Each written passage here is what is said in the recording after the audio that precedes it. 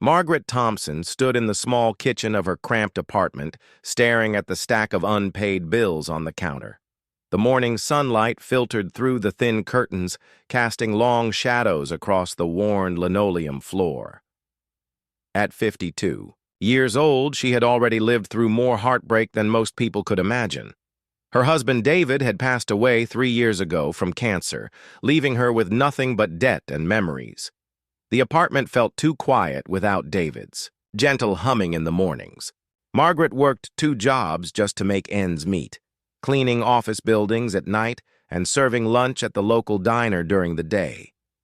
Her hands were rough and cracked from all the scrubbing and washing, but she never complained. She had learned long ago that complaining wouldn't change anything. Margaret had always dreamed of having children with David.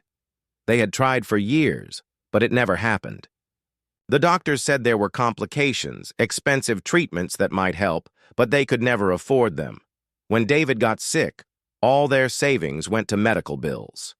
After he died, Margaret felt completely alone in the world. On this particular Tuesday morning, Margaret was getting ready for her shift at the diner when her neighbor, Mrs. Garcia, knocked on the door. Mrs. Garcia worked at the county social services office and often shared local news with Margaret during their brief hallway conversations. "Margaret, I hope you don't mind me bothering you so early," Mrs. Garcia said, wringing her hands nervously. "But there's something I wanted to talk to you about. It's about 2 children who need a home." Margaret invited her in, pouring 2 cups of coffee from the pot she had just made. Mrs. Garcia explained that there were twin boys, 7 years old, who had been in the foster care system for 2 years. Their mother had died in a car accident, and their father was unknown. The twins had some behavioral problems and had been moved from home to home. Most families found them too difficult to handle. "Their names are Marcus and Miguel," Mrs. Garcia continued. "They're good boys, but they've been through so much trauma. They act out sometimes, don't trust easily. The state is running out of options for them. Most people want babies or easier children." Margaret listened carefully, her heart already beginning to stir with something she hadn't felt in years. Purpose. She asked about the boys' personalities, their likes and dislikes, their struggles in school. Mrs. Garcia painted a picture of 2 scared little boys who had built walls around themselves to protect from more hurt. "The thing is, Margaret," Mrs. Garcia said softly, "I know money is tight for you. Foster care provides some financial support, but it's not much. These boys would need patience, love, and probably therapy. It wouldn't be easy." Margaret walked to the window and looked out at the busy street below. Children were walking to school with their backpacks and lunchboxes, chattering excitedly about their day ahead. She thought about how empty her evenings were, how quiet the apartment felt, how she sometimes talked to David's photograph just to hear a voice in the room. "I want to meet them," Margaret said suddenly, surprising even herself. Mrs. Garcia smiled for the first time that morning. "Really? Are you sure? I have to be honest. They've been rejected by 4 families already. The last family sent them back after just 2 weeks. Marcus has angry outbursts, and Miguel barely speaks to anyone. They're scared and defensive." Margaret nodded slowly. "I understand scared and defensive. I've been there myself." That afternoon, Margaret called in sick to the diner for the first time in 2 years. She spent the time preparing herself mentally for what she was about to do. She looked around her small apartment, imagining where 2 7-year-old boys might sleep, play, and do homework. The space was tiny, but it was clean and safe. She thought about David and what he would say about this decision. He had always been the practical one, carefully weighing pros and cons before making any big choices. But he had also been the one to suggest they keep trying for children, even when the doctors were pessimistic. He believed in taking chances on love. "Margaret," called Mrs. Garcia that evening, "when can I meet Marcus and Miguel?" The meeting was arranged for the following Saturday at the social services office. Margaret barely slept the night before. She had worked extra shifts all week to make sure she had a little extra money, just in case. She bought new sheets for the couch, which would need to serve as a temporary bed until she could figure out a better arrangement. Saturday morning arrived gray and drizzly. Margaret wore her best dress, the navy blue one she had worn to David's funeral. She arrived at the social services building 15 minutes early and sat in her car, hands trembling slightly on the steering wheel. Through the window, she saw Mrs. Garcia walking across the parking lot with two small figures. Even from a distance, Margaret could see that the boys were holding themselves stiffly, their shoulders hunched as if expecting trouble. They were small for 7-year-olds, with dark hair and serious expressions. Margaret took a deep breath, said a quick prayer to David for strength, and stepped out of her car. This moment would change everything. Though she had no idea just how, dramatically her life was about to transform. As she walked toward the building, Margaret felt something she hadn't experienced since before David's illness. Hope. Not the desperate, clinging hope she had felt during his treatments, but something steadier and more profound. Whatever happened next, she was ready to open her heart again. The social services office smelled like disinfectant and had fluorescent lights that buzzed softly overhead. Margaret sat in a plastic chair in the waiting area, watching as Mrs. Garcia approached with the two boys. Marcus and Miguel looked even smaller up close, their clothes slightly too big and their eyes guarded. Marcus, the more outgoing of the twins, stared directly at Margaret with a challenging expression. His brother Miguel hung back, partially hiding behind Mrs. Garcia's coat. Both boys had the same dark eyes and olive skin, but their personalities were clearly different even in these first moments. "Boys, this is Mrs. Thompson," Mrs. Garcia said gently. "She's the lady I told you about who might want you to stay with her." Marcus crossed his arms. "Are you going to send us back too?" he asked bluntly.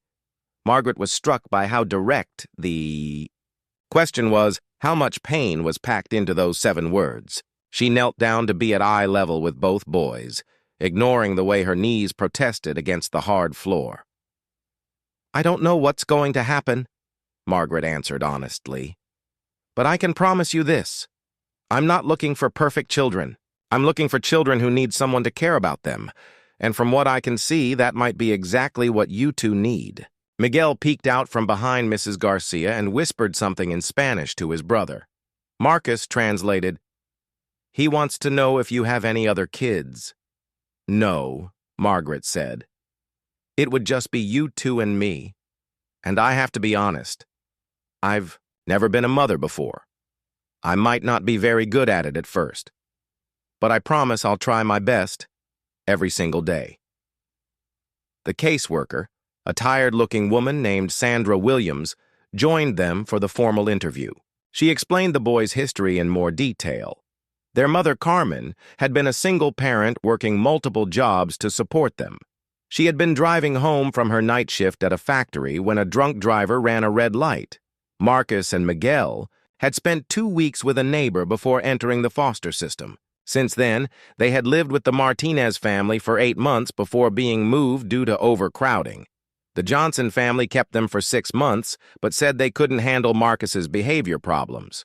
The most recent placement with the Hendersons lasted only 2 weeks. "Marcus has been acting out in school," Sandra explained, "fighting with other children, refusing to do homework, talking back to teachers. Miguel has the opposite problem. He barely speaks at all, especially to adults. Both boys are behind in their reading and math." Margaret listened to all of this without changing her expression. When Sandra finished, Margaret asked if she could spend some time alone with the boys. They moved to a small playroom with a few toys and books scattered around. Margaret sat on the floor and waited. Marcus immediately began testing boundaries, picking up toys and dropping them loudly, watching for her reaction. Miguel sat in the corner observing everything. "I bet you're both really angry," Margaret said after a few minutes. Marcus stopped dropping toys and stared at her. So? So nothing. I just think if I were 7 years old and my mom died and nobody wanted me, I'd be angry too. I'd probably want to break things and yell at people. We're not supposed to be angry, Marcus said, but his voice was softer now. Mrs. Henderson said angry children don't get adopted.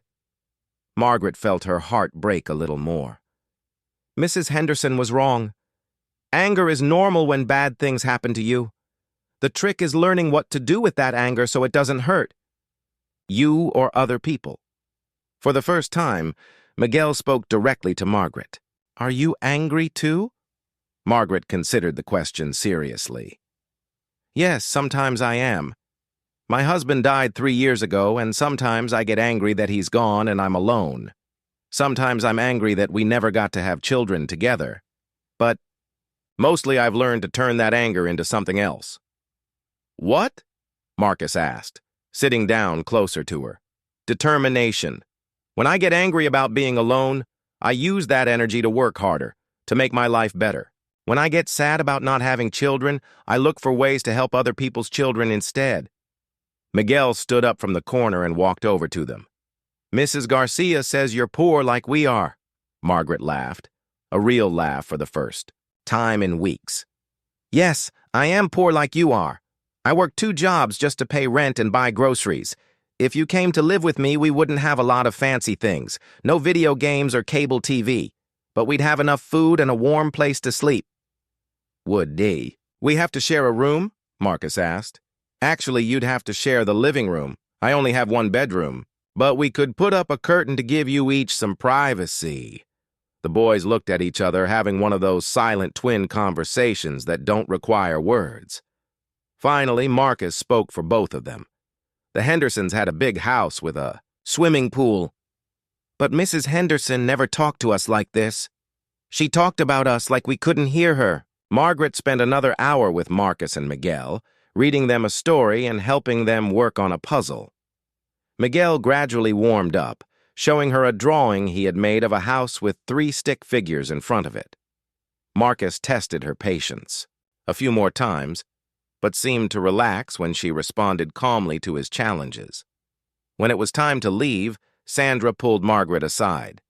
I have to ask, are you sure you're ready for this? These boys have been through trauma, and it shows in their behavior. They're going to test every boundary you set. They're going to have nightmares, probably wet the bed sometimes, maybe destroy some of your things.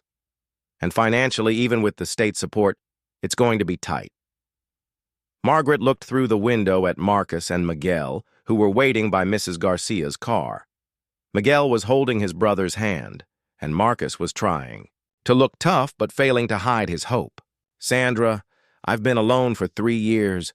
I work 16-hour days and come home to an empty apartment. I eat dinner by myself every night and go to bed wondering what the point of it all is.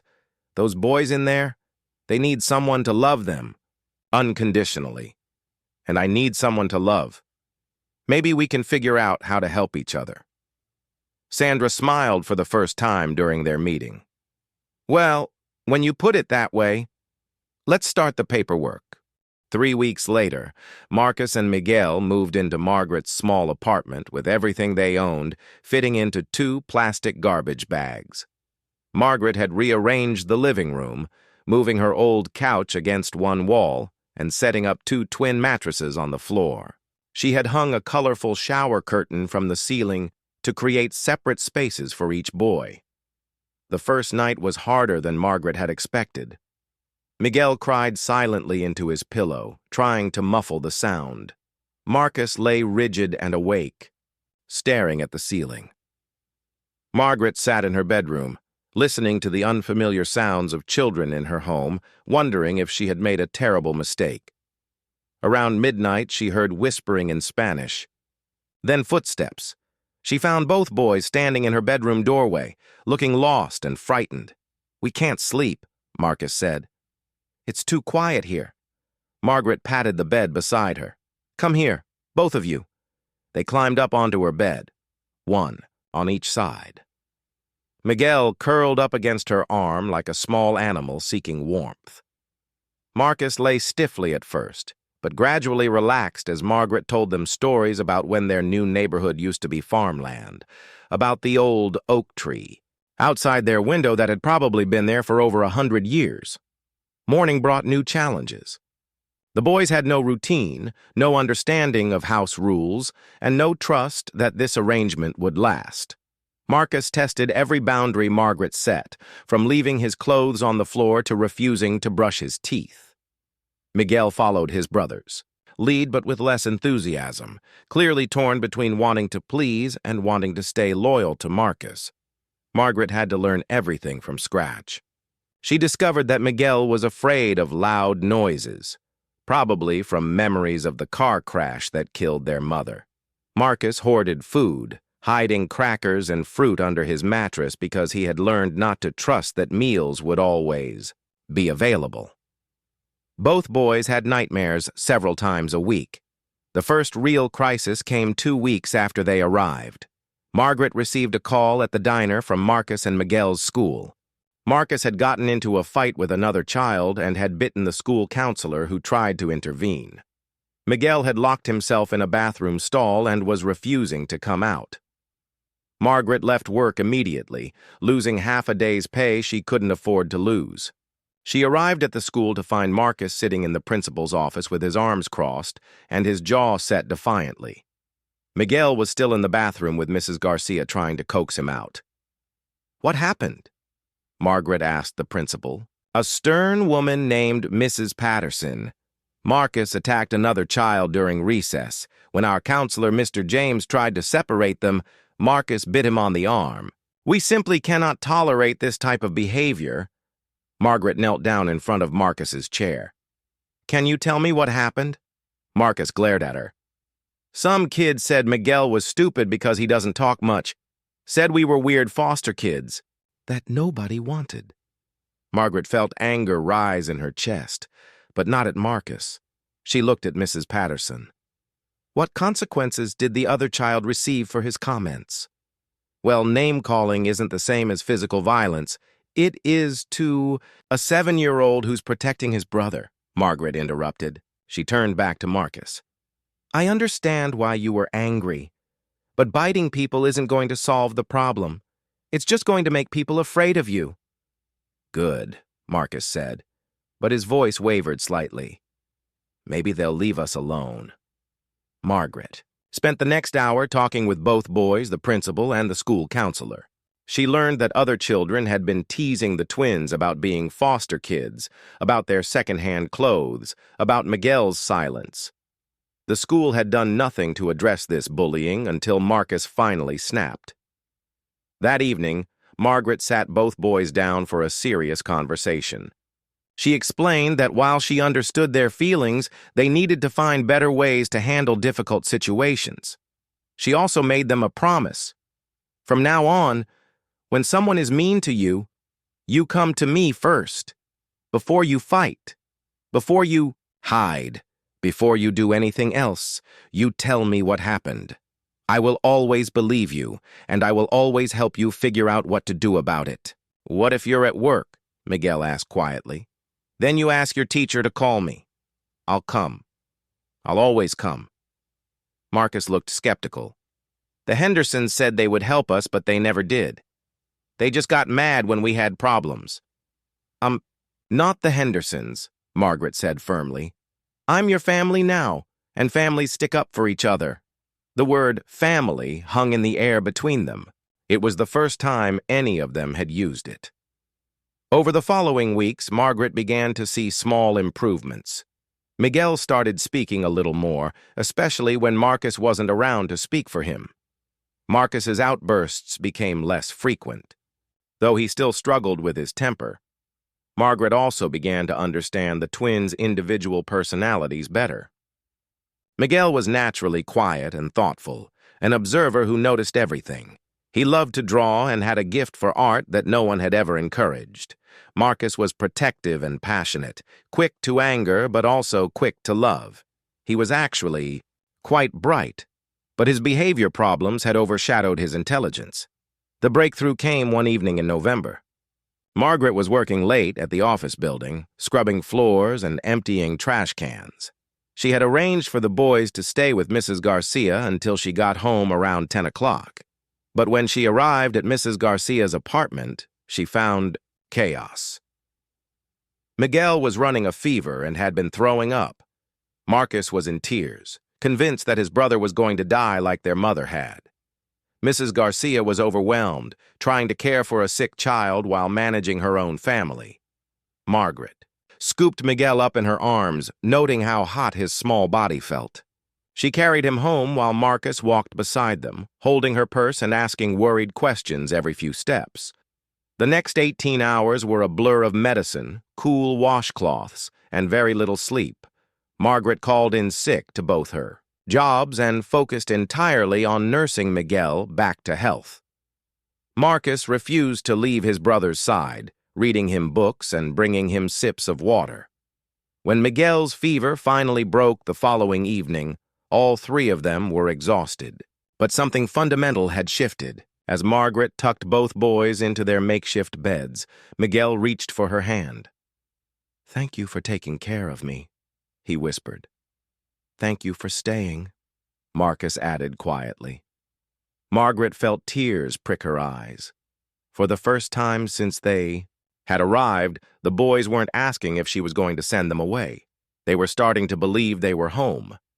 As winter melted into spring, Margaret watched Marcus and Miguel slowly transform from guarded, frightened children into something resembling normal 7-year-olds. The changes were small but significant. Miguel began raising his hand in class, and even made a friend, a quiet girl named Sarah who shared his love of drawing. Marcus still had a temper, but he was learning to use words instead of fists when he felt frustrated. Margaret had to make sacrifices she hadn't anticipated. The boys needed clothes, school supplies, and medical checkups. Her food budget doubled overnight.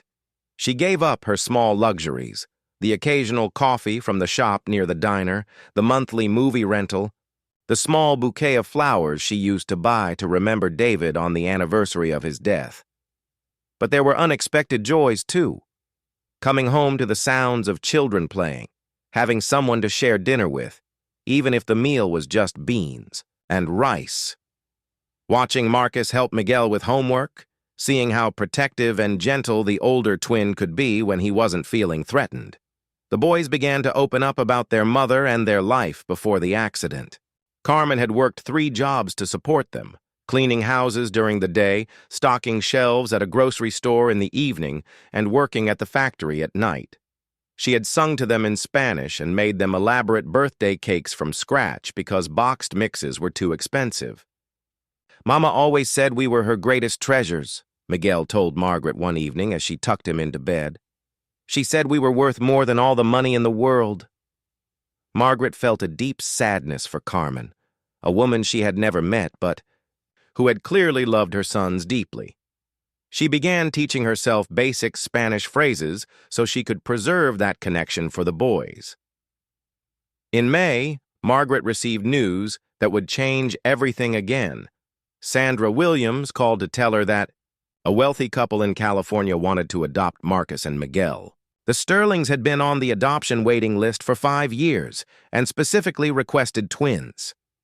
"They can provide things you can't," Sandra explained gently. "Private schools, college funds, a big house with individual bedrooms. Mr. Sterling is a doctor and Mrs. Sterling is a former teacher.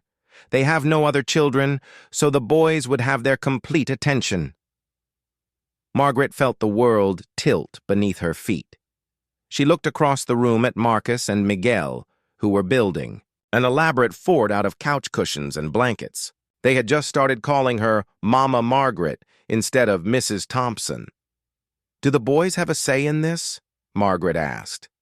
"Legally, no.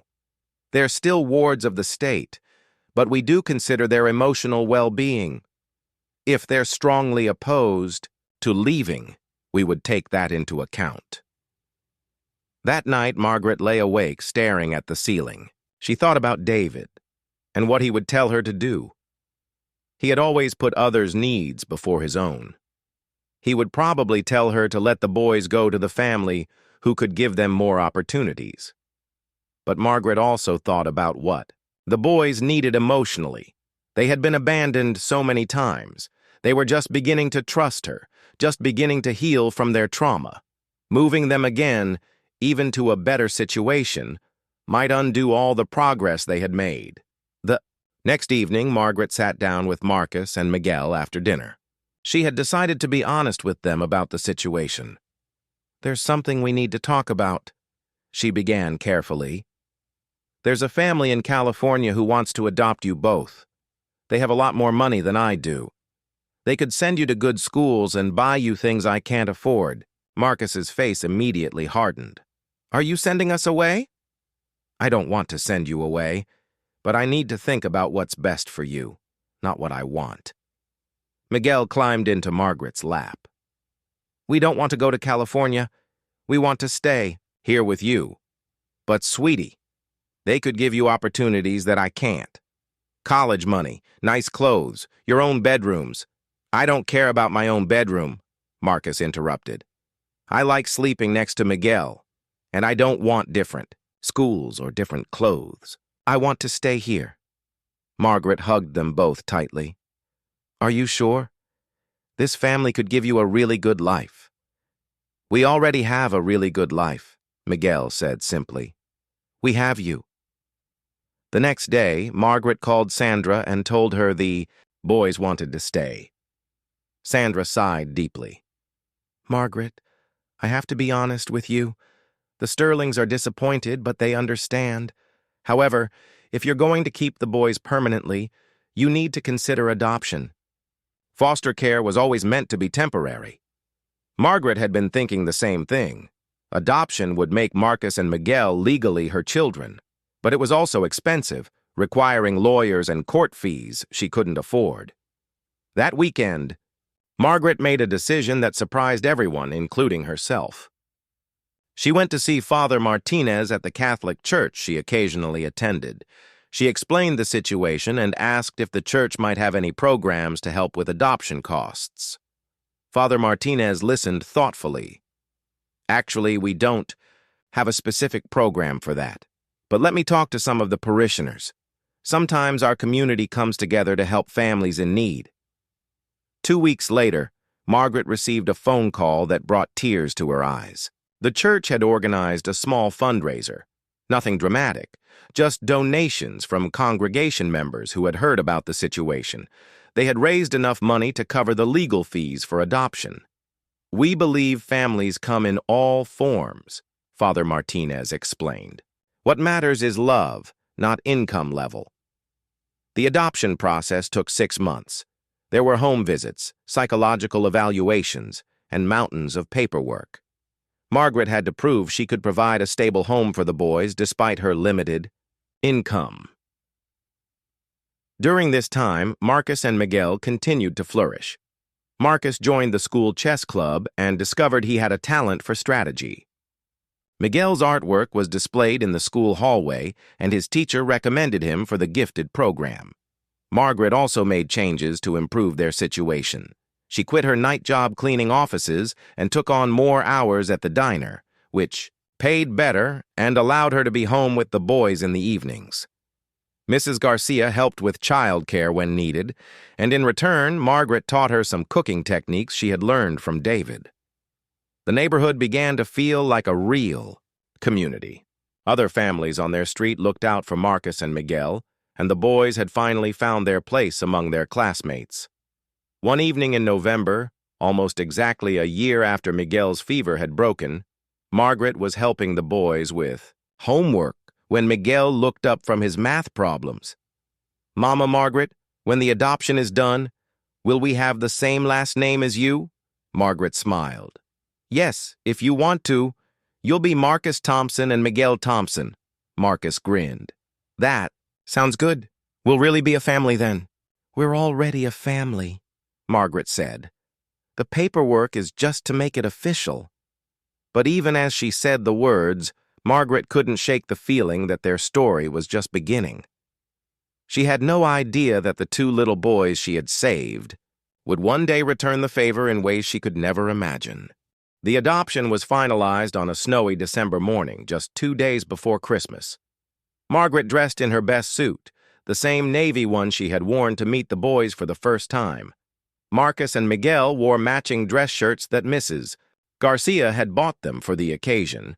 Judge Harrison was a kind older man who had seen hundreds of adoption cases, but he seemed particularly moved by their story. "It's not often I see a single woman take on twins, especially children who have faced such challenges," he said, reviewing their file. "Mrs. Thompson, these boys are lucky to have found you." "I think I'm the lucky one, Your Honor," Margaret replied, looking down at Marcus and Miguel sitting beside her. When the judge's gavel came down, making the adoption official, Miguel burst into tears of relief. Marcus tried to maintain his tough exterior, but couldn't stop grinning. They were officially the Thompson family. The years that followed were filled with the normal struggles and joys of raising children. Margaret learned to navigate parent-teacher conferences, soccer practices, and teenage hormones. Money was always tight, but they managed. The boys wore second-hand clothes and ate a lot of pasta, but they never went hungry. Marcus grew into a natural leader, passionate about social justice and protecting those who couldn't protect themselves. He maintained good grades while working, part-time jobs to help Margaret with household expenses. His temper was still there, but he had learned to channel it into productive activism. Miguel developed into a gifted artist, his quiet nature hiding a brilliant creative mind. He won several school art contests and received encouragement from teachers who recognized his talent. His drawings evolved from simple stick figures to complex portraits and landscapes that captured emotions as much as images. When the boys turned 16, Margaret began working extra shifts again to save money for their future. She knew they were both college material, but she also knew her savings account couldn't cover tuition for 2 children. One evening, Marcus found Margaret at the kitchen table surrounded by financial aid forms and scholarship applications. She looked exhausted, older than her 61 years. "Mama, you don't have to do all this alone," Marcus said, sitting down beside her. "Miguel and I have been talking. We can take out student loans, work while we're in school. You've already given us everything we need." Margaret looked up from the papers. "What I've given you is love and stability. What you need now is education and opportunity. That's my job as your mother. Your job was to love us when nobody else would," Miguel said, joining them at the table. "Everything else is extra." But Margaret was determined. She researched every scholarship opportunity, drove the boys to interview after interview, and helped them craft essay after essay about overcoming adversity. Their hard work paid off. Marcus received a partial scholarship to study social work at the state university. Miguel was accepted into a prestigious art program with a full scholarship based on his portfolio. The day they graduated from high school, Margaret sat in the auditorium, crying tears of pride and joy. These were the same 2 little boys who had arrived at her door with all their belongings in garbage bags, scared and angry and convinced nobody wanted them. College was difficult for all of them in different ways. Marcus threw himself into his studies and campus activism, working 20 hours a week at a local restaurant to help with expenses. Miguel struggled more with being away from home, calling Margaret almost every day during his first semester. Margaret, meanwhile, was learning to live alone again. The apartment felt too quiet without the boys' voices, too empty without their energy filling the space. She had devoted 13 years to raising them, and now she wasn't sure who she was without them to care for. But the boys stayed close. They came home for every holiday, called regularly, and included Margaret in their college experiences as much as possible. Marcus brought home friends who needed a home-cooked meal. Miguel shared his artwork with Margaret before anyone else, valuing her opinion above his professors. During their junior year, both boys began talking about their plans after graduation. Marcus wanted to work with foster children, inspired by his own experiences in the system. Miguel had been offered an internship at a major design firm in New York City. "I feel guilty sometimes," Miguel confessed to Margaret during one of their phone calls.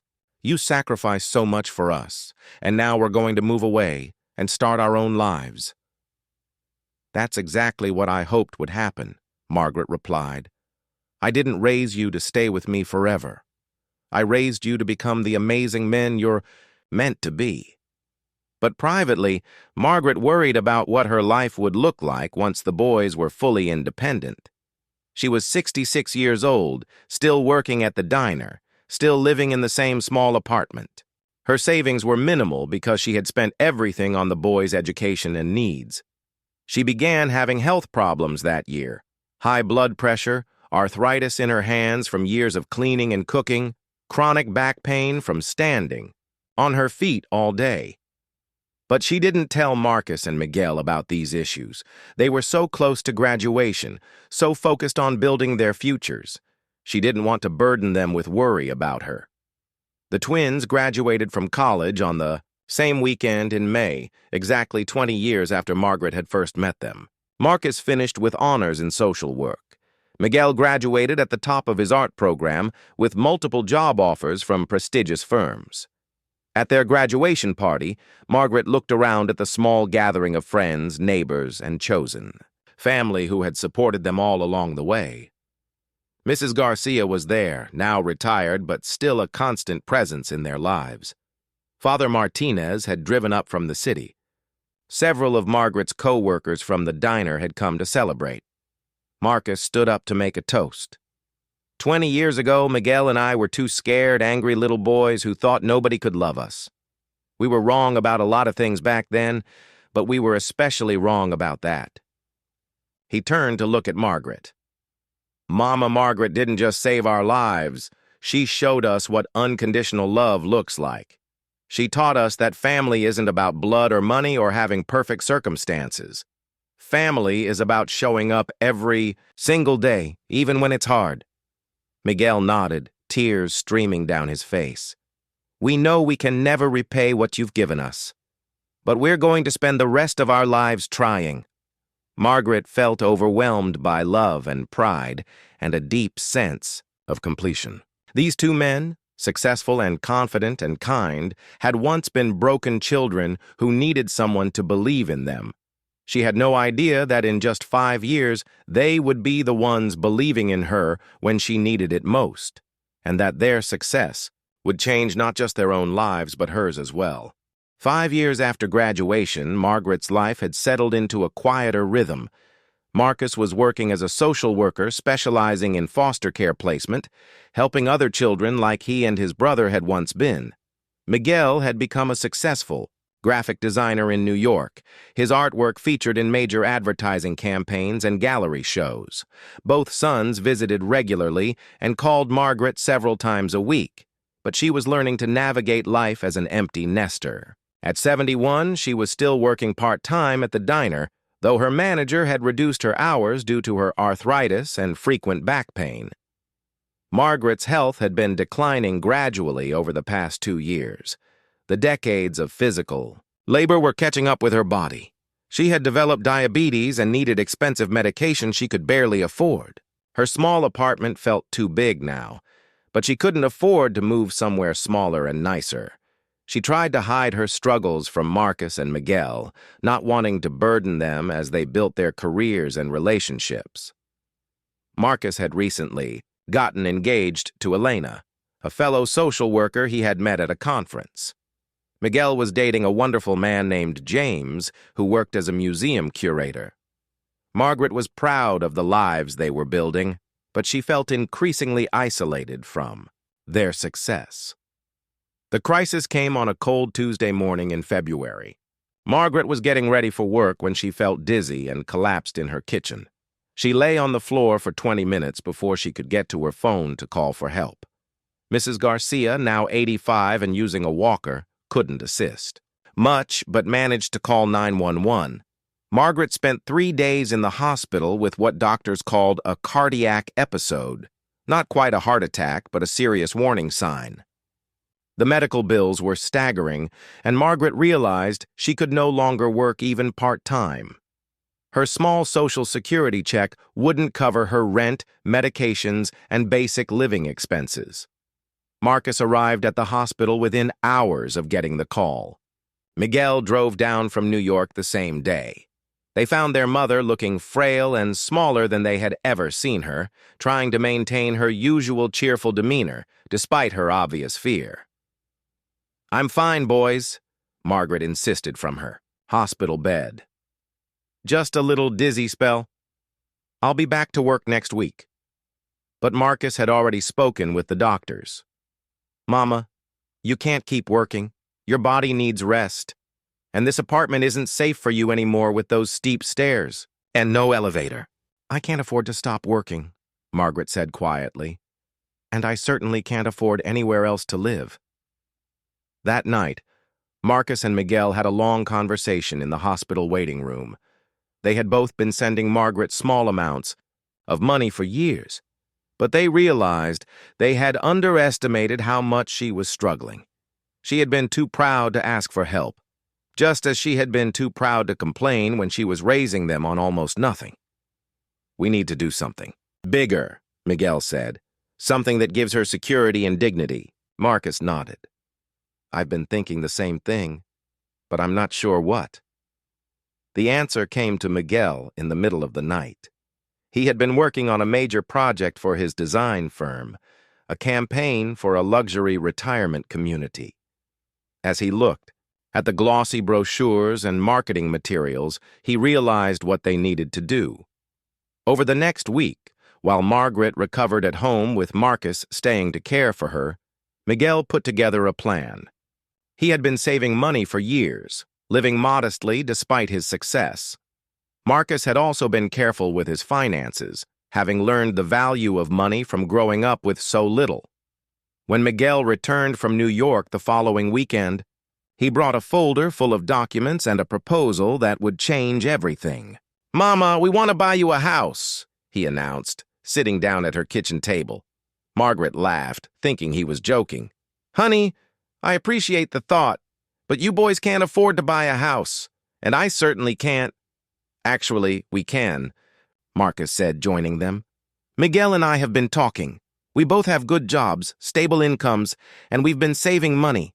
We want to pool our resources and buy you a small house with a yard in a safe neighborhood." Margaret stared at them in disbelief. "That's impossible. Houses cost hundreds of thousands of dollars." Miguel opened the folder and spread out real estate listings. "We've been looking at properties about 30 minutes from here.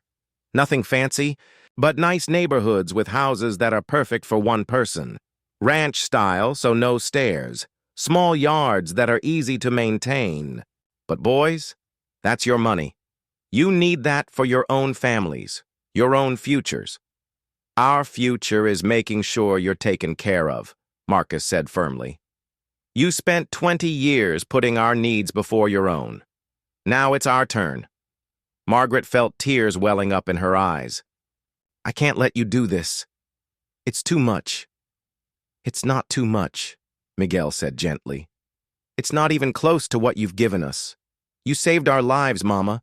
You turned two angry, scared little boys into men who know how to love and be loved. You gave us everything when you had nothing. This is just a house." Over the next month, despite Margaret's protests, Marcus and Miguel moved forward with their plan. They found a perfect little house in a quiet neighborhood with good public transportation. It had 2 bedrooms, a small kitchen with modern appliances, and a beautiful garden that got morning sunlight. They handled all the paperwork, the inspections, the legal details. Margaret was amazed by how competent and organized her sons had become. These were the same boys who used to forget to brush their teeth without constant reminders. The day they moved Margaret into her new house was one of the happiest of her life. Neighbors came by to introduce themselves. Mrs. Garcia, despite her age, insisted on helping arrange Margaret's furniture. Father Martinez came to bless the house. As Margaret stood in her new living room, looking out at the garden where she could plant flowers and vegetables, she felt overwhelmed by gratitude and love. "I still can't believe this is real," she said to Marcus and Miguel.